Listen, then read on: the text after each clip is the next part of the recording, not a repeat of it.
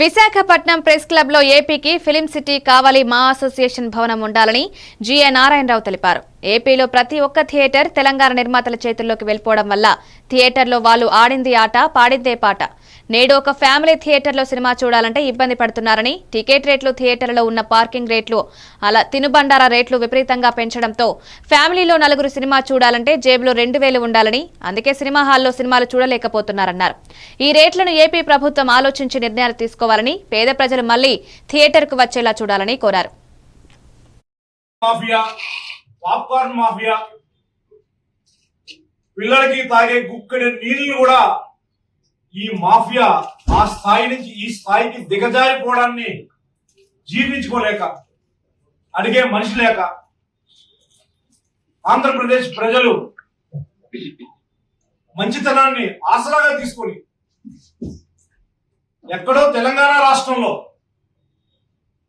4 గద్దలు, 4 3 లేదా వాళ్ళు చెప్పిన సంఖ్య 4 అంటారు, ఇంకో వ్యక్తి వచ్చి 10 మంది అంటారు.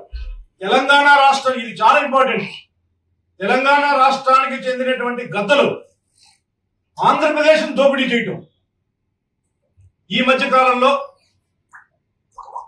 ఆంధ్రప్రదేశ్ ప్రభుత్వ ఉప ముఖ్యమంత్రి గారు కానీ, ముఖ్యమంత్రి గారు కానీ, ప్రభుత్వంతో కూడా కోట్లాది మంది ప్రజల వినోదాన్ని విషాదం చేస్తున్నటువంటి, వినోదానికని పిలిచి విషాదమయం చేస్తున్నటువంటి ఈ థియేటర్లు మాఫియా చర్యలను ఖండిస్తూ ఒక సినిమా థియేటర్ లోపలికి వెళ్తే పాప్కార్న్ 500 రూపాయలు, అంటే హాఫ్ బాటిల్ రేటు కంటే కూడా ఎక్కువ. మామూలు వాళ్ళ లాంగ్వేజ్ లో చెప్పాలంటే సమోసా 2-3 సమోసా 300 రూపాయలు, వాటర్ బాటిల్ 150 రూపాయలు.